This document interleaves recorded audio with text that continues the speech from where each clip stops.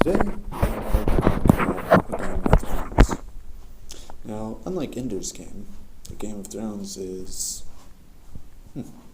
a novel or a series of novels, so perhaps I should say A Song of Fire and Ice, but then that loses the continuity between books with game in the title.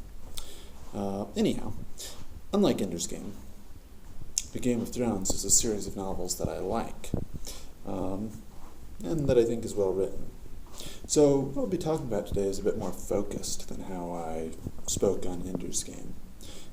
Instead, I want to look at the issue of who would make a good leader of Westeros, who would make the best leader of Westeros, and consider a few different characters who could plausibly be leaders of Westeros, and discuss a little bit about the value in having each one of these different characters be the leader of Westeros.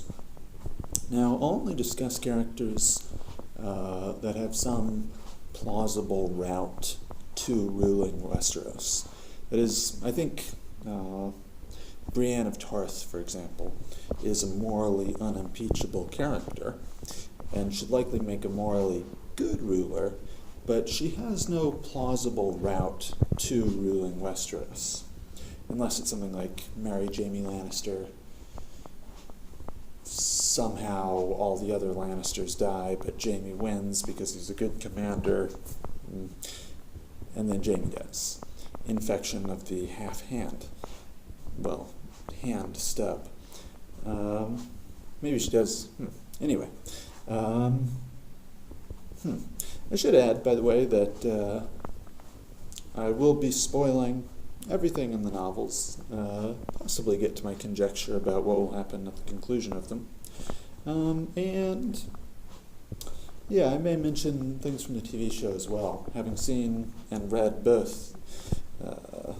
The plot elements kind of merge together in my mind. But enough about that. These are the characters I'll be looking at. I've written them down on my whiteboard here. I don't know how legible that is. But the first character I want to talk about is Ned Stark. Now, obviously Ned Stark has no danger of becoming the leader of Westeros at the current point in the series. That is, he's dead. But he had a plausible route to ruling Westeros, and in some senses ruled it in name as the Hand of the King, since Robert Baratheon was kind of a wayward ruler. But anyway, I want to talk about Ned Stark. And this is a general trend. I think my opinions on these characters may be somewhat counterintuitive. So Ned Stark, the first vice I have for Ned Stark is that he's a hypocrite. So what I mean by this is, I suppose I should qualify that. He's either a hypocrite or he's incompetent. And what I mean by this is, we can think of Ned Stark's bannerman, Roose Bolton, and Roose's son, Ramsay Bolton. And Ramsay, while under the rule of the Starks, must have been torturing, raping, and murdering innocent women. Yeah. And so the fact that he's doing this, and Ned Stark either doesn't know, which is bad in and of itself. If Ned Stark doesn't know, that means Ned Stark is being willfully ignorant. Ramsay Bolton would be a well-known character. His actions are very flagrant. He's doing horrible things that a lot of people would care about, and he's not doing them very secretly. So rumors must have spread. There must have been evidence against Ramsay that he was torturing and killing people who are ostensibly under Ned Stark's protection. And I say this, obviously, even though the peasants that Ramsay Bolton was probably killing were the random people, I guess it's not even clear that they were all peasants. The people that Ramsay Bolton was murdering were likely under the Bolton banners. There's a hierarchical structure, so Ned Stark's protection is implied to the people whom the Bolton protection is implied. In other words, if Ramsay Bolton is killing a peasant woman who owes allegiance to the Bolton family, because the Bolton family owes allegiance to the Stark family also owes protection to the Bolton woman. So this is a long way of saying that people who Ned Stark should be protecting, whose interests he should care about, he either doesn't know they're being abducted, tortured, murdered, or he does know about it, and I think this is more plausible. If you were Ned Stark, you'd likely hear rumors to this extent about the horror of one of your bannermen, or one of your bannermen's sons. So he probably does know about how bad Ramsay Bolton is, and chooses not to do anything about it. Now, this is why I say hypocrite, because, of course, when Ned Stark's sister is abducted, raped, and murdered, then he raises his banners, he goes to war, he overthrows the Targaryen line, causes a war in which thousands, tens of thousands, hundreds of thousands, not clear, in which many people die, suffer, property destroyed, etc. He does that for his sister, but when it's just some random peasant woman, or women of unknown number having this horrible thing happen to them, then he looks the other way. Then it's not worth raising the banner. It's not even worth, having some kind of police action to capture or put down Ramsay Bolton. So that's troubling. Another advice I have for Ned Stark is that he's inefficacious as a ruler. And this ties in a little bit to his inability to control his bannermen. It also ties into his poor performance in King's Landing. He's not able to get a handle on the diverse set of political elements that kind of convene in King's Landing. He doesn't manage them very well. And the result of this is his own execution, his own deposement, his being deposed from power, because he's just not playing the game very well. He's not managing the numerous political factions that he would need to. He's not managing them very well. So that's advice for Ned Stark. Another big problem for me with Ned Stark is that he allowed Robert Baratheon to be king. And this is a general trend with Ned Stark, is that he puts the letter of the law over everything else. So, Robert Baratheon had a better claim to the crown than Ned Stark did, even though Robert Baratheon makes a poor king. And likely, even at the time when Ned Stark chose to put Robert Baratheon on the throne, even then, Robert Baratheon likely had elements of his character that evidenced the idea that he would be a poor king. He's not temperate, he's not cautious, he's not considered. Ned Stark just kind of puts Robb on the throne because he thinks it's the right thing to do. He thinks the law requires it. He thinks Robert has a better claim to the throne than he does. And that's troubling because Robert Baratheon is not a good king. Ned Stark should have thought more deeply about the issue and done more than just what the letter of the law required. Another example of this is at the very beginning of the novels when Ned Stark is executing the Night's Watchman who fled his post or who deserted. Ned Stark doesn't really look into why this hardened veteran of the Night's Watch suddenly decided to turn and run. Instead, Ned Stark just shrugs, well, the law is the law, we've got to execute this guy. But if Ned Stark had thought about it, if he had investigated into why the hardened veteran suddenly decided to flee, and if Ned Stark had investigated, well then, something dramatically different would have unfolded. If Ned Stark investigates, Ned Stark discovers the existence of the White Walkers, something like that, the entire plot of the series is different, and likely better for the people of Westeros, better for the Starks certainly, than what currently unfolds. So that's another problem. Ned Stark just blindly follows the law. Even at a time when it would be to his own personal advantage to ignore the law, he's still blindly following it. And this also ties in with the inefficacious problem. So, if we think back to when Ned is deposed and executed, there's the moment when Renly offers him the service of 100 men in his guard, and Ned says, no, I got it, I don't need your 100 guys. Because Ned thinks he has the gold cloaks on his side. And Ned goes to see Cersei and Joffrey, I suppose. I think I'm remembering this right. And Ned is eventually betrayed by the gold cloaks and arrested, imprisoned, and so on. So even at this moment, Ned is following the law blindly. He says Joffrey can't be king. He says Joffrey is an illegitimate child. He accuses Cersei and Jaime Lannister of incest. These are all kind of silly things to do. They're things that are only done because Ned Stark believes the law requires him to do it. He believes he now has to put Stannis Baratheon on the throne, without considering that Stannis is probably not the best choice for king, and without considering that a more expedient or a more cautious measure would be to just kind of,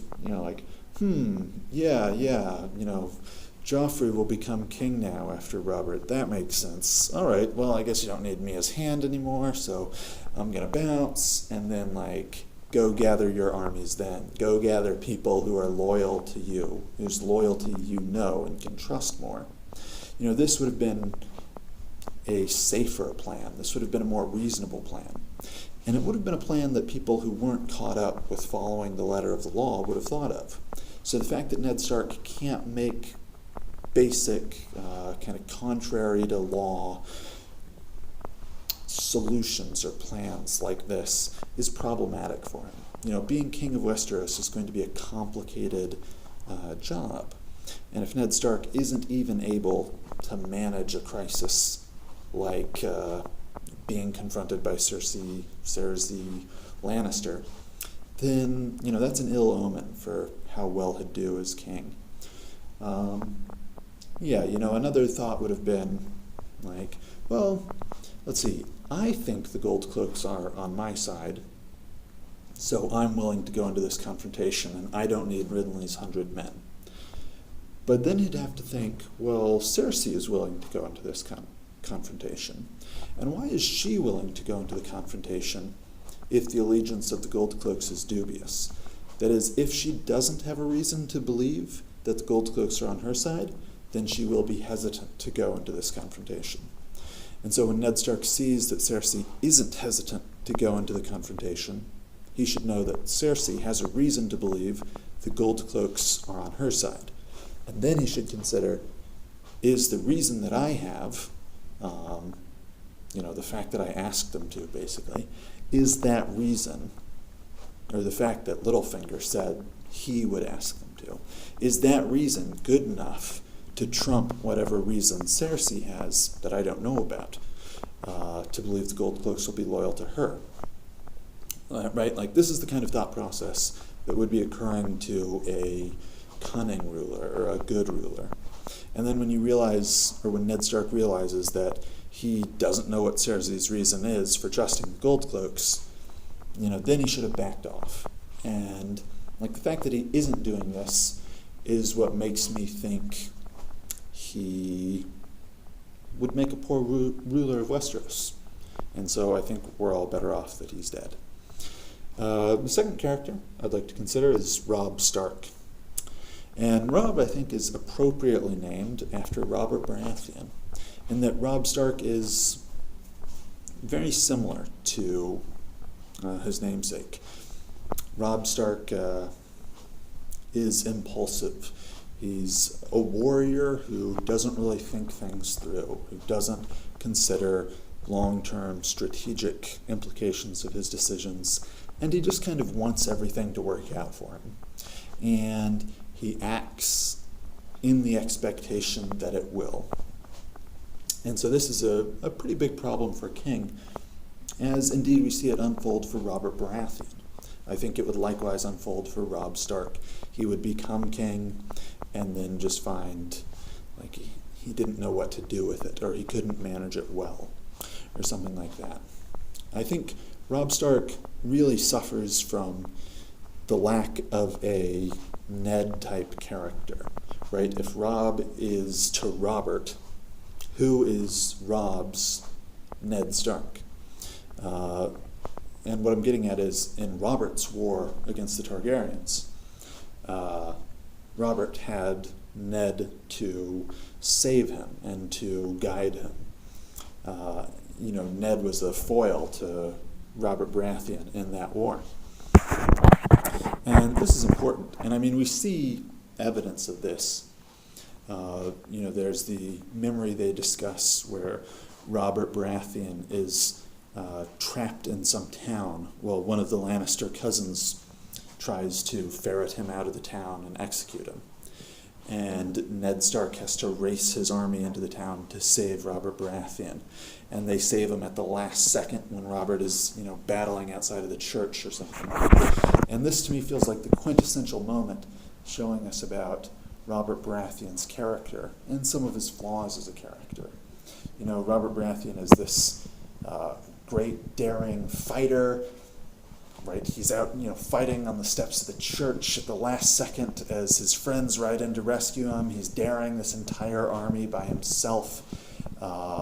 He's heroic, he's gambling, he's taking risks, but also he's found himself alone, trapped in a city, surrounded by an army of his enemies. That's not evidence of good long-term thinking that he even wound up in that situation.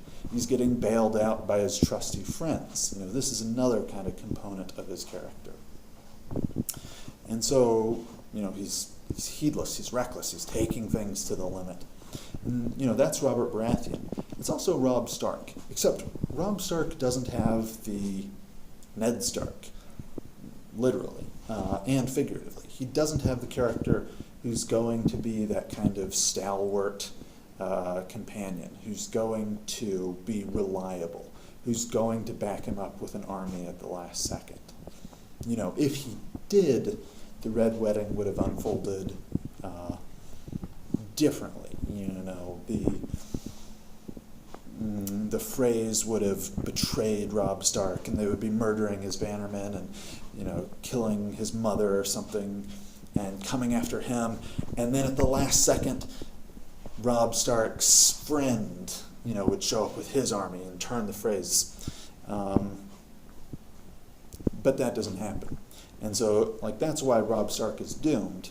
But even if he did have his own Ned Stark kind of character, who we might imagine in an alternate universe, could have been like Theon Greyjoy, if Theon had been able to raise the Greyjoy banner for the Starks. I think that would have been a cool alternate universe in the Game of Thrones series.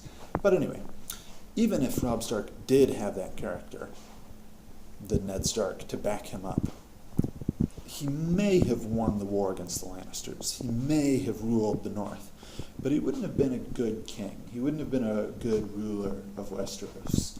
And we see this in, not just his similarity to Robert Baratheon. We also see it in, the immorality of the character of Robb Stark. What I mean by this is, I'm really getting at, his decision to marry his true love as opposed to the Frey who he promised to marry. And the reason why this is immoral is because it jeopardizes the success of his campaign, from a military perspective. And so we have to believe that Robb Stark feels strongly enough about his military campaign to give the lives of thousands of people, tens of thousands of people. He thinks the objectives of this military campaign me becoming king in the north, are worth 10,000 people dying, are worth 20,000 people dying, are worth people being tortured, are worth farms being burned, are worth people starving to death, are worth, all this horrible thing, all these horrible things that are associated with war. Robb Stark thinks his military campaign is worth that. And so when he jeopardizes the success of his military campaign in order to marry a woman he loves, that's telling you that he thinks the lives of peasants are worth this much, he thinks his military campaign is worth this much, and he thinks his own personal happiness is worth this much. He thinks true love is even worth more than the 30,000 people who've died for his cause. Something like that. And so this is fundamentally immoral. And I understand in some sense the romantic aspect of it, or the romantic element of his decision. But it's still an immoral thing to do. It's still immoral to evaluate the lives of your fellow men that poorly. To say that my personal happiness is worth more than your life and 1,000 of your friends' lives. And it's especially immoral, or at least ill-considered, because there are other possible choices that Robb Stark could have made. For example, the most obvious one would just be like, shrug it off, like, sorry, not gonna marry you, gonna go marry the Frey. Like, oh, you're pregnant? Well, yeah, sorry, gonna go marry that Frey girl. Or, to try to talk through, like, I gotta marry this girl, but we can still be friends, right? Maybe something like that. That would have been a lot more moral, very simple. If Robb feels that his personal honor compels him to marry, the girl he falls in love with, and I've forgotten her name, but if Robb feels that his personal honor compels him to do this, then he still has other choices. He could abdicate his claim to King of the North, and kind of foist that onto his brother, onto his younger brother, Bran, or maybe Jon Snow, although Jon Snow is probably sworn to the Night's Watch at this point. So he could abdicate his claim to the North, foist that onto Bran Stark, let Bran Stark marry the Frey, and he marries his true love. I think Walder Frey would have been okay with that, because what he wants is not for his daughter to marry Robb Stark, who he doesn't really care about. What he wants is for his daughter to marry a king. So the Freys would have been fine with it, most likely. They probably would have been a little upset, but not murderously so. Bran Stark probably would be okay with it. He's got to marry a girl, but he becomes king. And Bran, as I'll get to, would make a much better king than Robb. So, even Westeros would have been okay with it, or even the north of Westeros would have been okay with it. But yeah, this idea never even occurs to Robb Stark because of, this trait I mentioned earlier that he shares with Robert Baratheon, the belief that everything is just going to work out for you. That's the kind of belief that leads you to get isolated, trapped in a city, surrounded by an enemy army. It's also the kind of trait that leads you to think like, well, I really want to marry this girl who I love, but, some of my most powerful allies, their support is only contingent on me promising to marry their girl, but I'm sure it'll work out, I'll roll with it. That kind of belief that things are just going to work out for you is what would make Robb Stark a poor king. We also see, the elements of poor leadership with Robb Stark. He has trouble keeping his bannermen together. People are turning on him. There's a point where he cuts off one of his bannermen's hand, or part of his hand, or his finger, probably unnecessary, although that may have been, the great John, I guess, that may have kept him in line, so maybe that was necessary. But, Robb has, other characters in the novel have very fractious allegiances that support them. That's not exactly true of Robb Stark. Compared to Mance Rayder, the kingdoms of the North, or the families of the North, are a much more unified group of people. And yet Robb Stark has trouble even keeping, these kind of similar people who have been together a long time. He has trouble keeping them all under the same army. And so that's problematic. Now some of this is attributable to the fact that Robb Stark is young. He's not really experienced as a leader. But that doesn't really give us any confidence that he would become better as a leader. Like, he's doing a bad job as a leader pretty much up until his death. And he dies because of it. He decides to trust the Freys, who he's spurned and who have a poor reputation. Poor leadership. Anyway, the third character I want to talk about who would make a bad ruler of Westeros and has a plausible path to it is Jon Snow. Now, I say he has a plausible path to it because my conception of where the novel is going is that Jon Snow returns from death. I think that's pretty obvious, right? You don't die next to a priestess who has the power to raise the dead and expect to stay dead forever. Jon Snow returns from the dead. His vow to the Night's Watch is complete. He served until death, right? At this point, he goes on the campaign to avenge his family. On the campaign, he'll meet Daenerys Targaryen, and together they're going to marry. Jon Snow is obviously Targaryen as well. Ned Stark is not his father. I think that's implied. Anyway, so this is Jon Snow's path to ruling Westeros with Daenerys. And it might work well with Daenerys. But anyway, Jon Snow is a problematic ruler for a few reasons. I think of him as a villain, really. I think of him as being in the company of villains. And I'm referring to the Night's Watch, who I really don't like. Aside from being like a weird, kind of creepy cult-like organization, you can't marry or have kids or own land or whatever. You've just got to sit on this wall all day.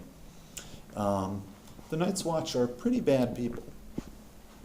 They go out into the north and kill wildlings. They're bad people. They send out their ranger teams to just invade other people's land and murder their citizens as a matter of course. And Jon Snow never really examines the morality of this. He's simple. He just kind of shrugs and goes along with it. Why doesn't the wall have a gate? Why can't we trade with the free men of the north? That's never even an option. That's never even considered, right? The Night's Watchmen, in their 1,000-year tenure guarding the wall, have never really tried to make peace with them beyond more than their alliance with Craster.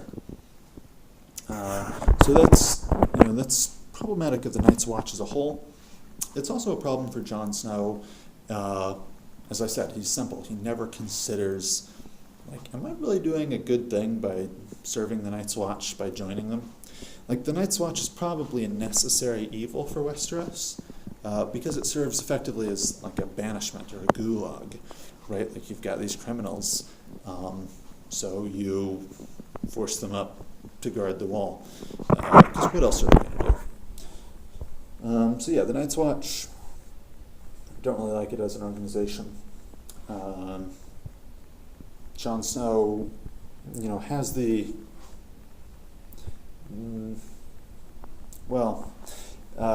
there's a saying, you can know a tree by its fruit, and basically you can tell the quality or the type of something by what it produces. And so, Jon Snow has kind of a similar failing in that regard to Robb Stark. Jon Snow murdered by his own brothers of the Night's Watch. That's bad. Jon Snow's plots tend to wind up with the people under him or around him getting dead. We can think of Jon Snow's trip up into the north. Didn't work out well for anyone but Jon Snow. His trip back from the north didn't work out well for anyone but Jon Snow. Yeah. Right when the wildlings attack the wall, that works out pretty poorly for everyone. Like the wildling army, their main strength is lost against Stannis and friends, when really that needed to be preserved so that together they could fight the White Walkers. So really, around Jon Snow, a lot of things are going wrong. And to get back to the metaphor, we can see this as the fruit of Jon's tree, just that things go wrong around him, things that, like there's the opportunity for things to go really well. Like if you could unite Mance Rayder and Stannis Baratheon, you could prevent a lot of deaths, you could gain a lot of knowledge, you could gain a lot of magic, and you could also, ally the human forces to ready them against the coming threat from the north. As is, Stannis Baratheon, is really left ignorant of the threat from the north, of the White Walker threat, So yeah, Jon Snow leads a team of villains, and he's pretty simple, and everything always works out bad.